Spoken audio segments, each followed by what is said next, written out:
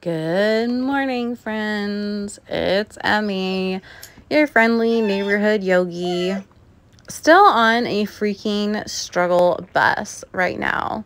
Let me tell you, this whole month has been dark, emotional. I've had blockages, I've had stagnant moments, I've had moments of fire and combustion, and as you can tell from the seriously anxious animals, we've been struggling in our house. We have been overstimulated. We have been overworked, and we have been continuing on with very little mindfulness to manic moments. And the thing that I have had to continue coming back to is meditation, sitting still and quiet, and allowing my mind to sift through all of the stressors that are currently pressing on my heart, and then asking myself, which one of these am I ready to let go of? Which one of these doesn't even exist? Which one of these worries is kind of silly? Can I shift my perspective on it and watch that fear float away? Sitting takes a lot of concentration. There are so many things to pay attention to. When I close my eyes, where do my eyeballs go? Are they straight down? Can I lift them and look up towards my forehead? How does it feel if I imagine that my eyes are smiling and the corners of my eyes turn up? Maybe the corners of my lips turn up and I don't actually have to smile, but allowing the muscles in my face to relax allows the tension in my neck to release. And it brings freshly oxygenated blood straight up to my brain where I need it, so that I can think clearly as I share my experience, strength, and hope regarding this dark eclipse period.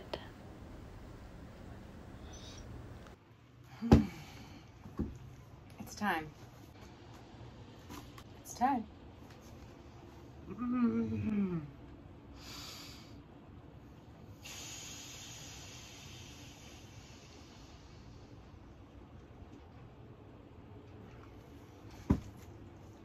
In the beginning, God created the heavens and the earth. Now, when that was done, many other things were created. At the end of the creation period, God said, there will be signs in the sky, and that's going to help the creation understand what's happening on the earth. The practice of astrology is not a new one. The practice of watching the skies for signs is not a new one. And the practice of being in tune with the cycles of the earth, spring, summer, fall, winter, new moon, full moon, etc., is not new either. And in fact, this is how humanity rose to the greatness that we are today, is by tuning in and paying attention and moving forward. Now, somewhere along the way, we got stuck. We got stuck looking at the past. We got stuck saying we have to replicate the steps and patterns and procedures of Jesus Christ to a T, so that we can achieve happiness in life, go to heaven, etc., etc., etc. If you hear a baby crying, that's actually my dog, and he's going through a very difficult separation anxiety phase. And right now we're just staring at each other, seeing who's gonna give in first. And I don't know what we're giving into, because he doesn't want to cuddle, he wants to go outside. And it's raining. It's pouring down rain outside. We already went outside. He wanted to come back inside. And now he wants to go back outside. So it's puppy life, is what it is. I've been feeling more and more affected by the moon cycle, because I can't escape the energy swirling all around me, and I can't force myself to ignore it. I might as well dive into it, right? Now, this month started out with a new moon eclipse. What that means is that during the time of the new moon, we had an eclipse. Now, new moons are typically a dark period anyhow. Adding in the eclipse, for me personally, on top of what I was dealing with in my personal life, which I won't go into details there, it was a serious abyss in my soul. I truly have taken those words of Jesus in Luke to heart, that the kingdom is now. Whether we experience heaven or hell happens now. The actions that we take now, or that we took in our past, affect us now. Will they affect generations ahead of us? Absolutely, if the earth continues to create generations ahead of us. But what matters the most is right now, this present moment. And what am I doing, or what have I done to curate what I want, or to manifest what I want in this life? So when the outside feels very dark, I recognize that it's a period of time. And I intuitively go to the cards to help me understand, what do I need to be focused on right now? Where should my energy be flowing? Should I possibly cut off some energy or redirect that energy? And general curiosity, just curiosity. I don't bring my plans to the tarot cards or my desires to the tarot cards, because they already know. And anytime that I seek to force or manipulate outcomes,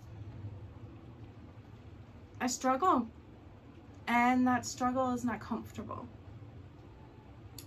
And why would I continue to struggle against something when it has been proven to me that I don't know the big picture of the outcome?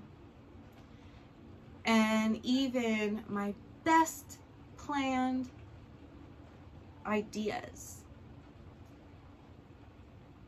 the universe can provide more. And so I've tried not to pray with desires in mind. That's not really how the Lord taught us to pray. In fact, the Lord's Prayer is nothing about our desires or our needs, because we know they're already met. God would not have created creatures to thwart.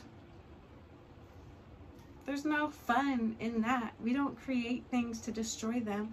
We create things to enjoy the beauty of our creation, and sometimes things happen to our creation or in our creation that bring us great sadness. And that's where I'm at this month. That's where I've been at this month. Things have happened. I've worked very diligently to curate a safe space for myself and for my son. And things have happened in the last month that continue to chip away at that. They continue to ask me, are you really strong enough? It continues to test me, and it continues to check my will. What am I doing this for, and who am I doing this for? It continues to check me on those areas. And I have to keep showing up, because the fact of the matter is, I don't do this for me. I do this for my family. Yes, I do it for myself, because my role is to support and nurture my family.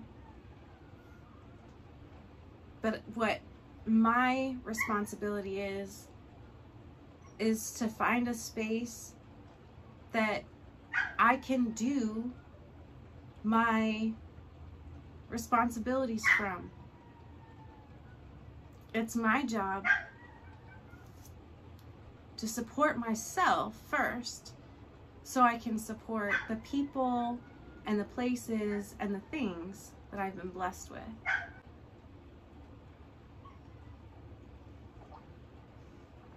Let's get into the cards. So I pulled these at the beginning of this period. Now, there are a lot of astrologers and tarot card readers out there that post their videos before these events happen. I think that's wonderful. I'm a feeler. I have to feel my way through it. And part of the reason why I share after the fact is because it blows my mind how situations and events show up to support the message of the tarot, if I'm paying attention. And I'm not trying to say that the tarot has any like special evil powers. It doesn't. It's just as strong as the scripture. My dad used to tell me that anytime you could open the Bible and point to a verse and find strength and a message from God in that verse, no matter what. And the same thing rings true for the tarot. We have to recognize that all of these tools are energy. We are energy. Everything around us is energy. And in fact, God is energy. And so if we understand that God is all of these things, God is involved with all of it, we recognize that before the 66 books of the whole Bible were canonized, people still found God. They sure did. In fact, there are many who attained righteousness for righteousness' sake. And do you know what righteousness is? It is simply an upright standing with God. That is the meaning of righteousness, upright standing with God.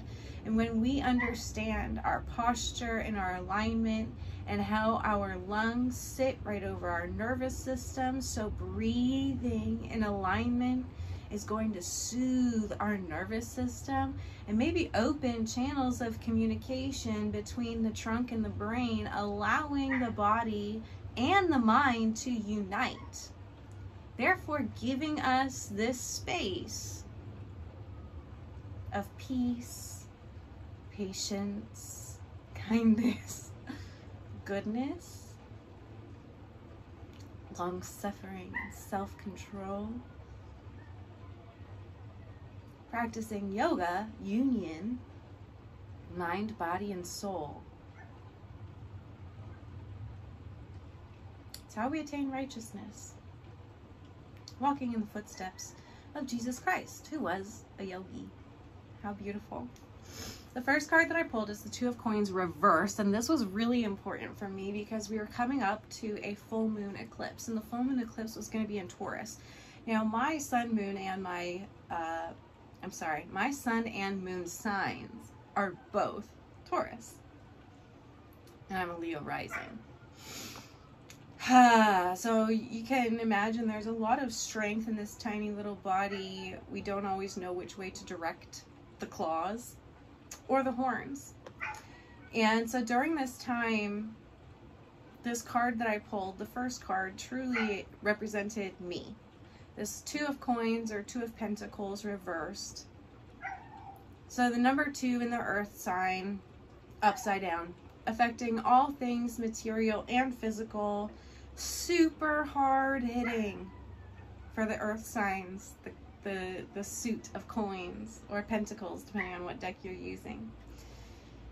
So what I was dealing with was serious overwhelm, feeling off balanced, a lot of uncertainty being lobbied my way.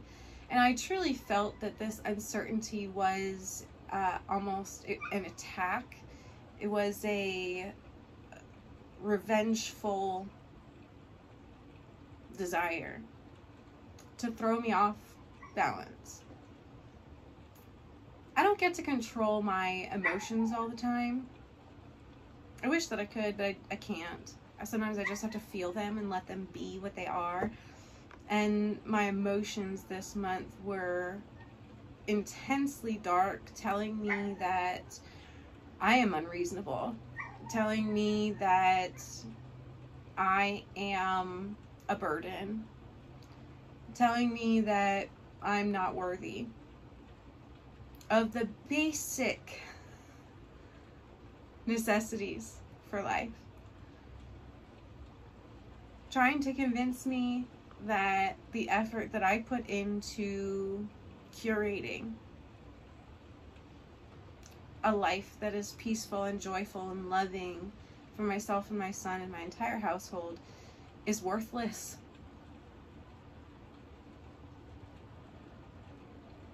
Ooh, this card described me well. And it reminded me to focus on consistency here. Because I'm the only one that I can control, right? And when I choose to focus on outward circumstances, outward sources, outward struggles, there's a lot of them. And it's very overwhelming. And when I come back in here and remind myself, it's about consistency. Did I take my meds today? Did I walk the dogs? Did I feed the animals? Did I go to the gym? Did I exercise my body? Are the dishes done? What does the bathroom look like? What stage is my laundry in? Those are the consistent check-ins that keep me grounded. That's what I need to focus on. Period. I need to focus on flowing. Anytime that I get resistant, I ask myself, what is that about? Do I even have the strength to resist right now? What is that about? Can I flow? Can I recognize that the universe has me right in the palm of their hand and I'm not going anywhere? I'm like Moses in the baby basket on the river. I'm bouncing right along to my next adventure, and it might be scary as hell right now. But what can I do about it? Jump out the basket and drown?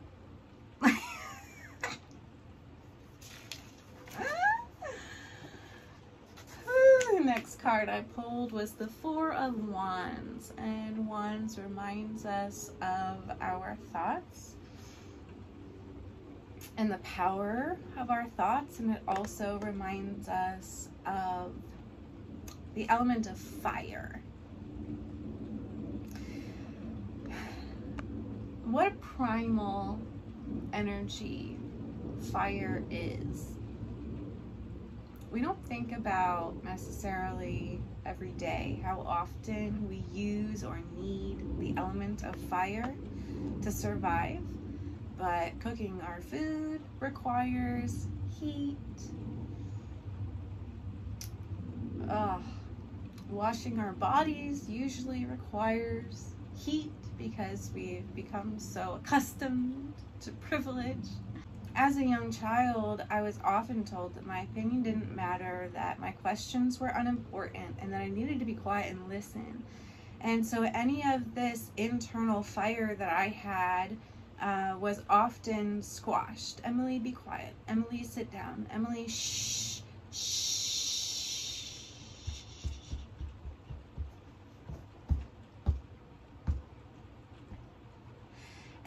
gotten out of the comfort of even admitting that I am a fiery individual. And as a rising Leo, you know I'm a fiery individual.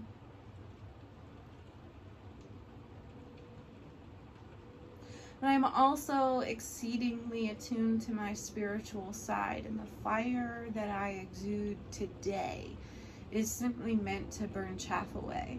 It's not to burn people or places or things. But it is to challenge ideas. And it is to challenge structures that we've held on to for a very long time. Perhaps those structures no longer serve us. There's a reason why fire exists. It's necessary. The Four of Wands says happiness, domestic bliss, soul connection, celebrations and special occasions are here. It's here, you little Two of Pentacles reversed. Are you paying attention? Where's your fire? Don't let your fire go out. The Four of Wands card is here to remind me that there are no obstacles in my way. The image on the Four of Wands card made me laugh because it is 4 palm trees signifying synchronicity. And where did I just come from? Where did I just learn all of these lessons that I am seeking to put into practice? Hawaii, where the palm trees are. Once I have clarity in my emotions, once I burn away the chaff, the excess fire, the excess crap that's built up inside of me, I will have clarity of emotion. I will experience intuition. I will know intuitively how to expand, and I will be infused with creativity, the power to create. Now, if you are not subscribed yet to my channel, but you're kind of resonating with what I have to say, I highly recommend that you click the subscribe button and then also tap the bell for notifications. Click all, because I do post lots of different types of videos. However, if you click all, then you know when all of my videos are posted, and you can see when I post like archetype readings, which I did post an archetype reading on Wednesday, and that reading was the Creator, and I pulled that card on the day of the full moon eclipse. Whew, the synchronicity of the skies and the signs in the skies gives me chills. The next card that I pulled was a universal energy card, and it was the Wheel of Fortune.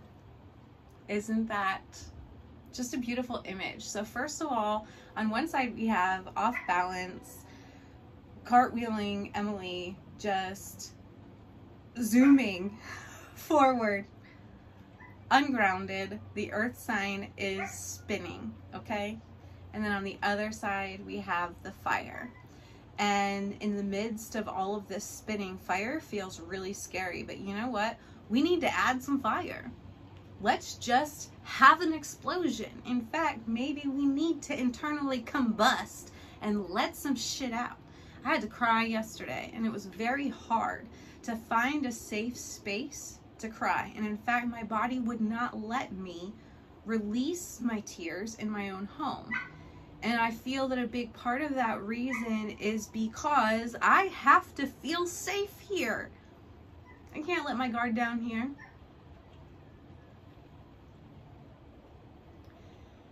And unfortunately, that wasn't the case until recently, that I couldn't let my guard down at home. And the reason, again, is nothing because of, it's not because of anything in my home. It's because of outside sources. So what am I focusing on? What am I going to choose to focus on? The outside sources that are seeking to throw me off balance, maybe bluster me with a tornado-ish wind? And am I going to breathe fire back? Can I find the strength inside of me to breathe fire at the wind? If I do, here's the Wheel of Fortune. And one of the things we need to remember about the Wheel of Fortune is that what comes up also must go down. It's always spinning, right? Karma is so important when we are seeking to make changes in our life, when we're seeking to make choices. Karma is one of the most important things that we need to pay attention to. Why? Why am I making this choice? Is this fear-based? Is this love-based? What am I seeking to expand or create with this choice? Is it for the benefit solely of me, or is it for the benefit of others as well? These are the things that I pay attention to. These are the questions that I ask myself, and this is how that Wheel of Fortune brings me to the top. Now, what I need to pay attention to and what I need to look for, again, looking for on the outside, am I going to look at the wind, or am I going to find something to bring me childlike wonder? The first time that I went on a Ferris wheel, I was no longer a child. I was actually close to being an adult. That sensation at the top still brought me back to that space of feeling small, wanting to be comforted and nurtured, but also being so amazed at my existence amidst the vastness of existence around me. How can I hold on to that childlike wonder as I continue riding the Wheel of Fortune?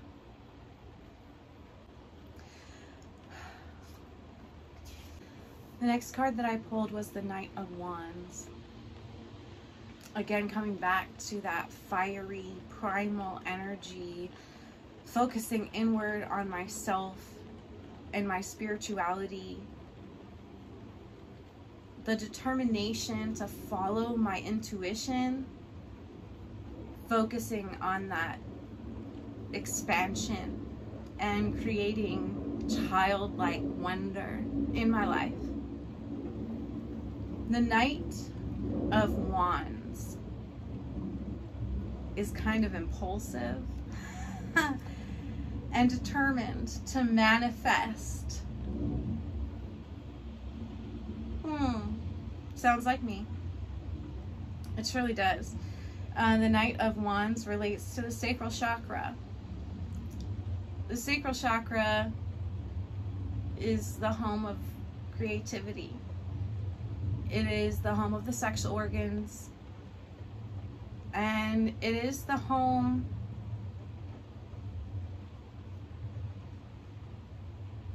that does not feel safe in my body.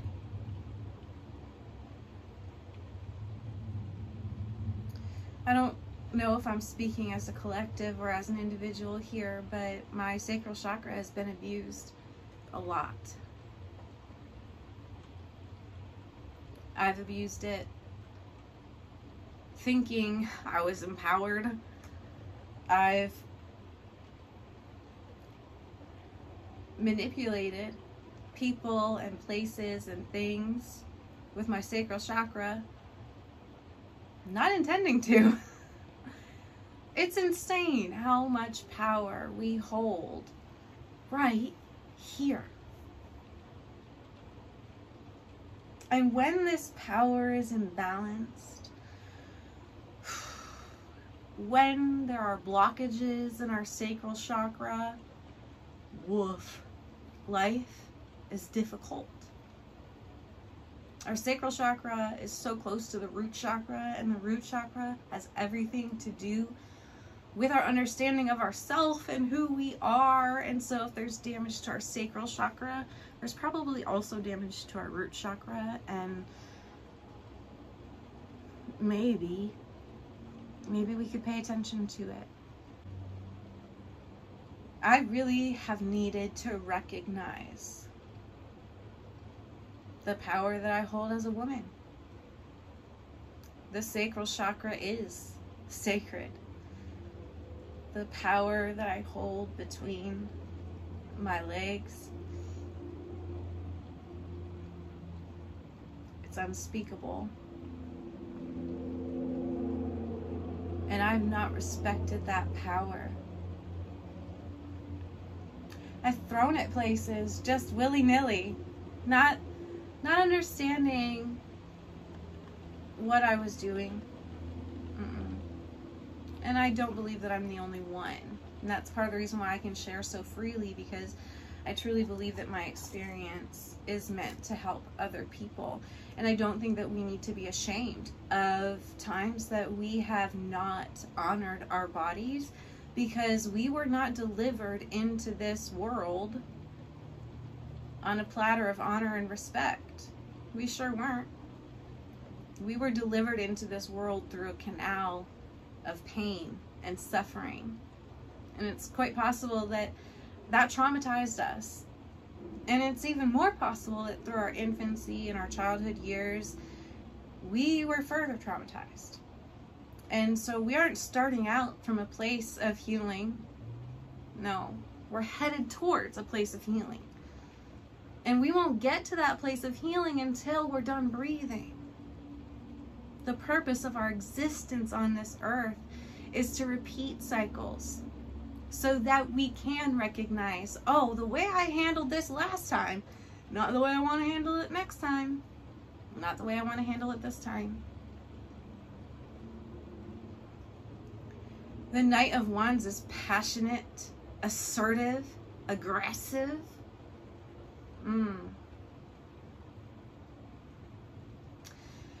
You know, I've had to learn to be assertive in my life because confrontation is not something that I enjoy. However, what I have learned is that when I allow my passion to go unchecked, my assertiveness comes off as aggression. Now, does that mean that I'm a bad person? No, it means I'm still learning how to be assertive and passionate. That lion rising out inside of me is clawing sometimes. It does come with its claws out. Shadows come and shadows go. Recognizing that, when am I going to take my action? Am I going to take my action in the midst of the shadow? Or am I going to wait until the shadow has died off a little bit and I don't feel the need to come out so aggressively? I have to control me.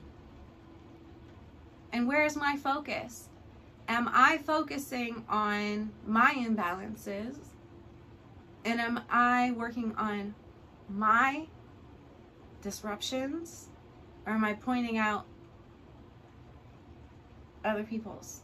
Because again, I can't do shit about theirs. I can only do anything about mine. This card, even though it was not a reverse card, it really did give me some pause, because I recognized that my sacral chakra is in need of some balance. So throughout this month, I have focused on the color orange. Orange is not one of my favorite colors. I don't have a lot of orange in my house. I don't wear a lot of orange. But I did wear my orange clothes when I was able to attune myself to that mindset of mindfulness.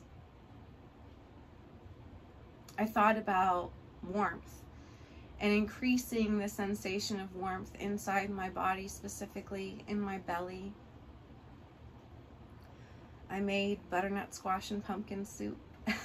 It was delicious. Not only did I need those nutrients, but I needed the warmth and the comfort that those foods brought me. I did hip openers. I practice allowing my emotions to flow freely.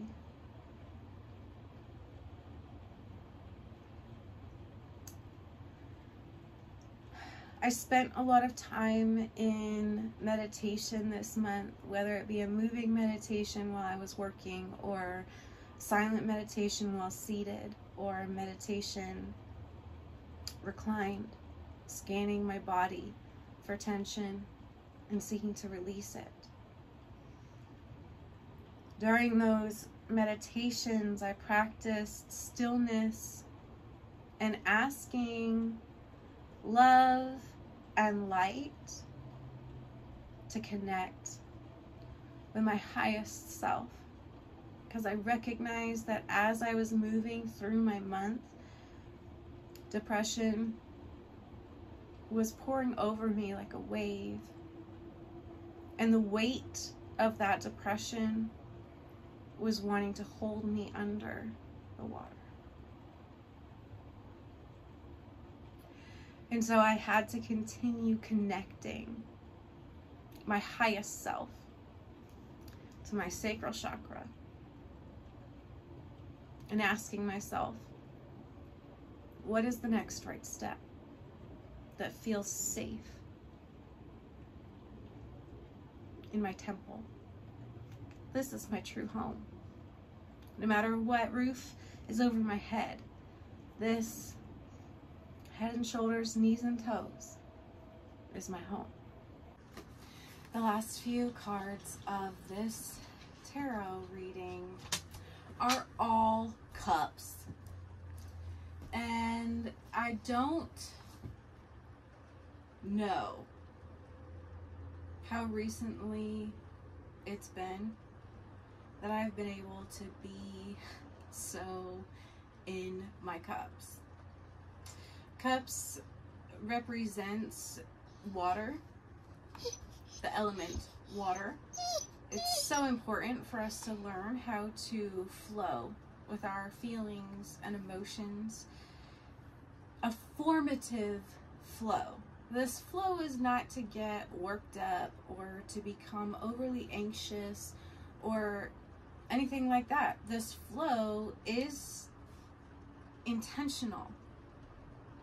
I'm seeking to find the current that buoys me best and takes me to the path that I am seeking. Cups are very heart-centered, focused on the feelings, love, relationships, connections.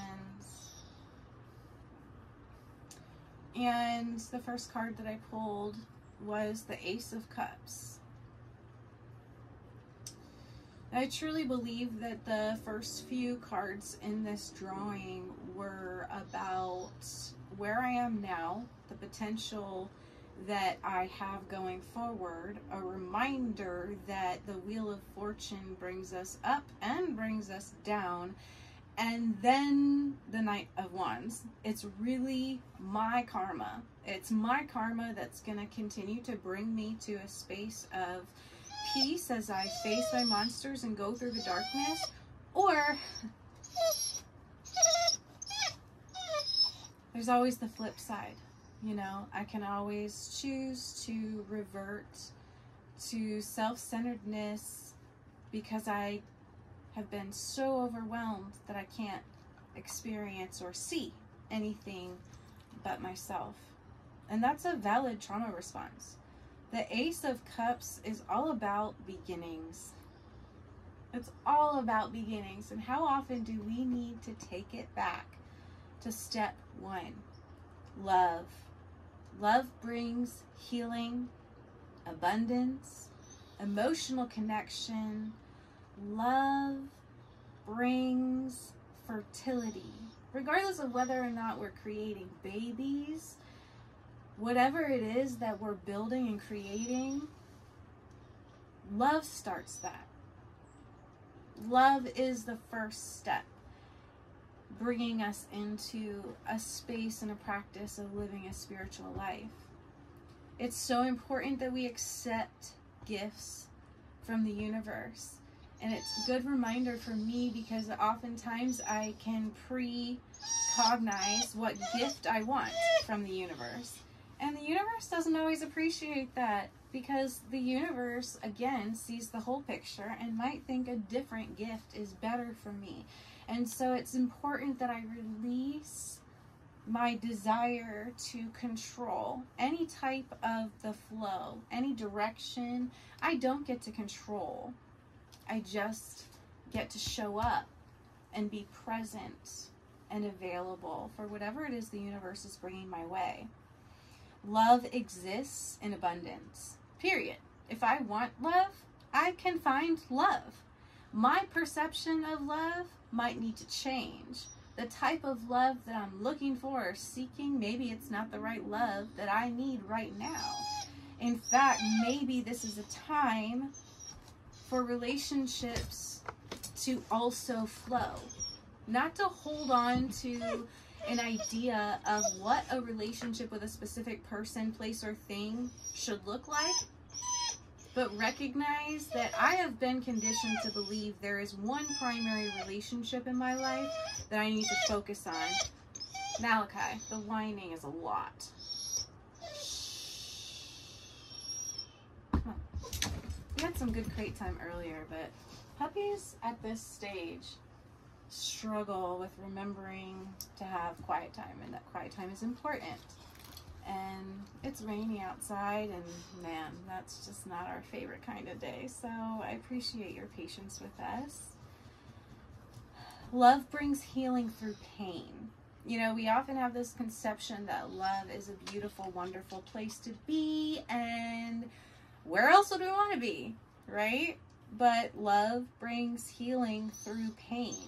Love helps us trigger each other so that we have an opportunity to grow up or glow up out of the collective dukkha or muck that is holding us down. Bitterness, resentments, fear.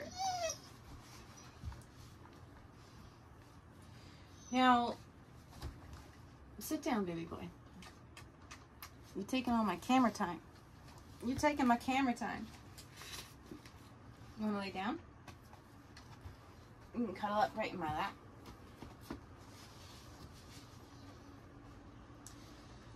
For a long time, I have felt that if I was a loving being, I could only say nice things to people.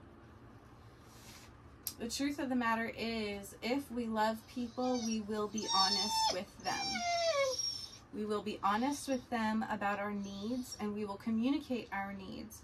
And if those people love us back, they will respect our needs, and they will also communicate their needs. And in this way, we find a synchronistic way of communicating and growing together. However, that's not necessarily the way that love always goes.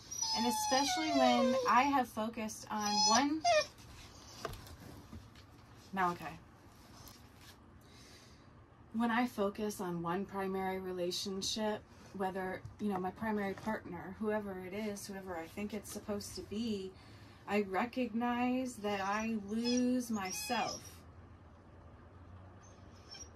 Because I choose to continue reverting. Malachi, sit down and stop whining out the window. The rain is not going to go away if you whine at it.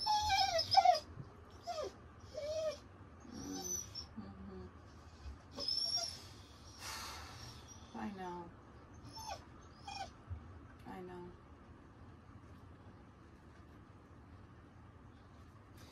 Painting others is not an excuse to hold my truth in. Now, the practice of satya, truthfulness, in Ayurveda and yoga is that we tell our truth unless our truth is harmful to other people. So oftentimes I have to ask myself, what is the point of me sharing this story or this truth? Am I seeking to shade someone, or am I seeking to share how I am struggling and overcoming? Do you want to go back to the crate? Was that a safer place for you? Would you appreciate that?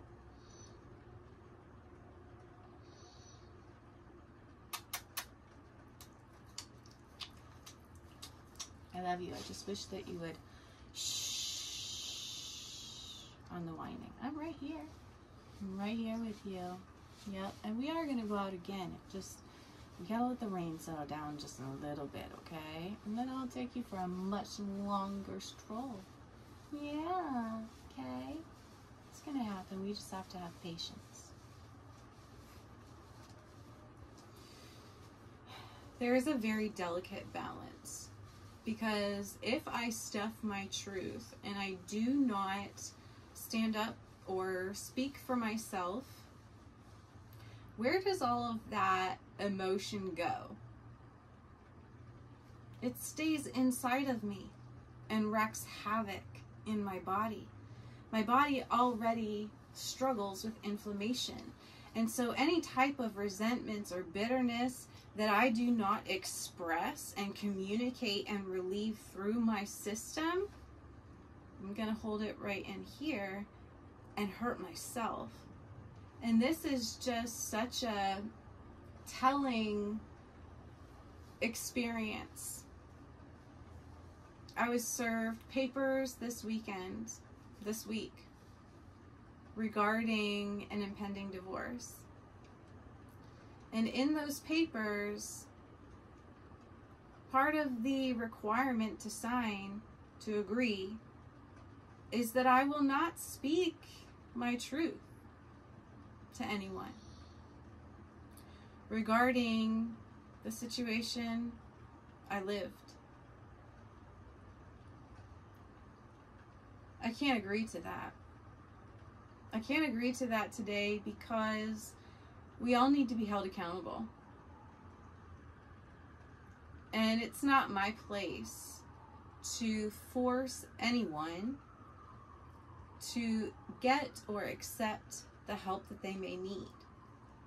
However, it is my place and my God-given duty and my right to share my experience, strength, and hope, because I know that I'm not the only woman who feels marginalized, and I know I'm not the only woman who feels lied to, and I know I'm not the only woman who is struggling to find her place and space in society as an equal and worthy being. Even if my choice is to stay home primarily with my son and raise him, even if I'm not bringing a ton of money to the table or building the economy, my worth is in building up the next generation. And part of that is sharing where this generation came from, what I learned, and why I had to move on. The next card I got was the Two of Cups. It's awesome how it went from Ace to 2. We know that there is a pattern. This is a succession. This is not something that's going to happen overnight. But this period of darkness is bringing us to a space where we can clearly use our fire, burn away the chaff, and see what's left. And those leftover feelings we get to culminate, alchemize into joy. The Two of Cups card stands for sacred connections, new and healed partnerships, love, understanding, chemistry, and attraction. One of the challenges that was given to me during this eclipse period is recognizing that relationships will shift and change. And the relationship that I may feel is the primary relationship, the important relationship, that might need to be removed. Because perhaps that primary relationship where I've attached myself to a man, thinking that he is bringing benefit to my son, and that's part of my part of my role as a mother to ensure that my son has a strong masculine to emulate, right? But when I allow myself to focus on that relationship versus the other relationships in my life, like the other single moms that I want to support, and I do support, the other single moms that support me, not even have to be single moms, the other women in my life who continually show up and say, how can I help? How can I support? You supported me all this time with sharing your experience, strength, and hope. How can I give that back to you?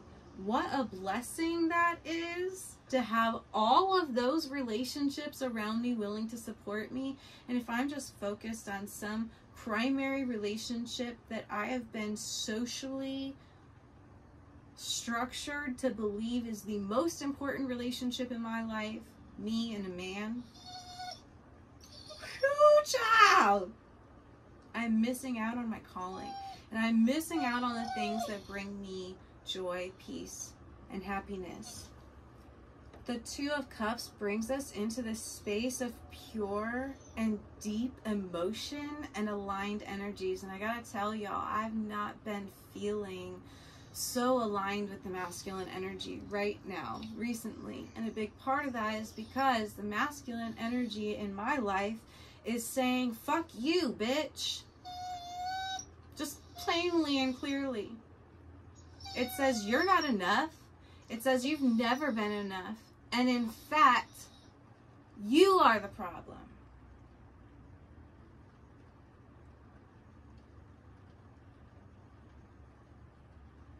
So why do I continue seeking that space as a safe space? A mixture of events, people or things that interact to make a more potent whole. And I've been thinking a lot about the necessity of diversifying my relationships and recognizing maybe there's not a primary relationship for me. Maybe there's not a primary man in my life who is supposed to lead my child and show him what a man is. Maybe I am enough. Maybe my community is enough. And maybe it doesn't have to be one man. Maybe it can be a circle of other single moms or other moms, period, who are struggling. And as we share our experience, strength, and hope together, minus the drama of penis and vagina and the issues that arise when we absorb the DNA of our sexual partners and we lose a sense of self because of that. Truly, we lose a sense of self when we become enmeshed in sexual relationships.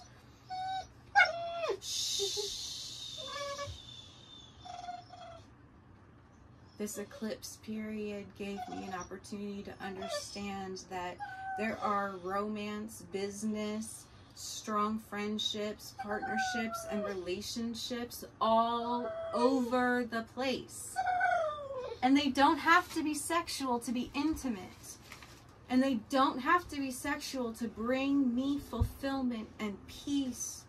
Multiple bonds equals a stronger connection. So if I can stop thinking that one man is going to come in and fix my problems, maybe I will have less problems and more support. The next card was the Page of Cups, and the Page of Cups signifies our young self. Emotional news, creative artistic endeavors, childlike joy, curate more of that. I am a highly sensitive person, and I know that. That means that the inner child inside of me is a highly sensitive child. And what do highly sensitive children need? They need art. They need to create. They need to feel warmth and comfort and peace amongst their elders. They're caretakers. They need to feel safe. And that's such a powerful an important goal for me is to curate safety for myself and for my son. He too has a very sensitive heart. And I want him to recognize as he's growing up that that sensitive heart is one of his greatest gifts. And if he can keep his heart sensitive and not allow it to be hardened by external sources, the entire world is his oyster. The final card that I pulled was the Knight of Cups. Fascinating how we had a Knight of Wands and now a Knight of Cups. Now, the Knight of Cups is very focused on how they are perceived and their appearances. They're very idealistic in romance, and there may be more words than actions. Malachi. He's on a struggle bus. We're going to give him grace. This knight wants to be desired and honored and uses his status to do so. The armor that this knight wears at the beginning of the relationship is to hide undesirable qualities. This armor that is put on signifies that they're ready to save the damsel in distress. But the fact of the matter is that the wounds that will be revealed once that damsel in distress is rescued and takes off the armor of her hero, who really needed to be saved? Why was the knight so motivated to rescue that damsel in distress? Is it because he really needed to be healed? Is it because he needed the healing?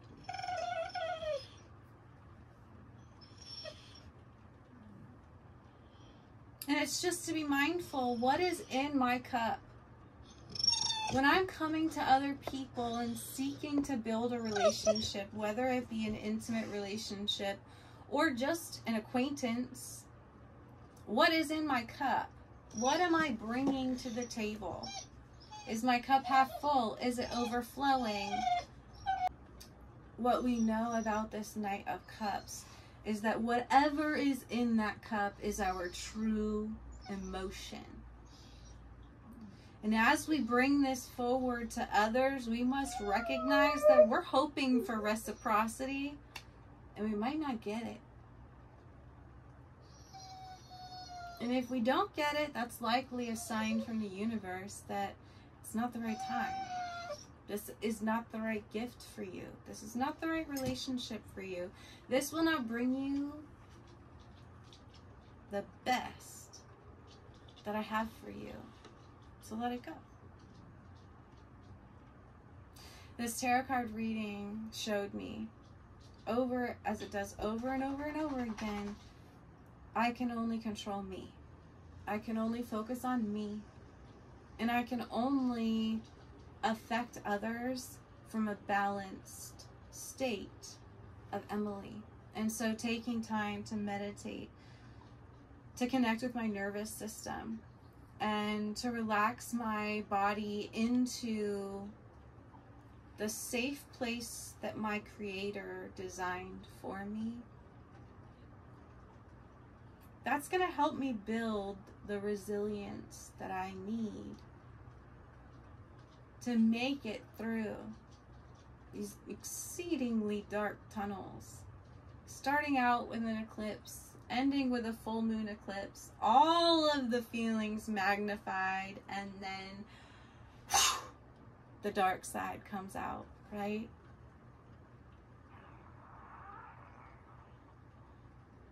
The beauty of spirituality and tuning into a growth mindset is that we recognize we're never going to be perfect. Perfection is not the goal. In fact, the goal is simply progress. Can we continue moving forward? Can we continue learning new ways to approach situations? And then from that, are we willing to release the old ways in which we have been surviving so that we can come to a space of thriving? Thanks for tuning in this little extra long video today, but I appreciate every single one of you that shows up with me and puts up with my puppy.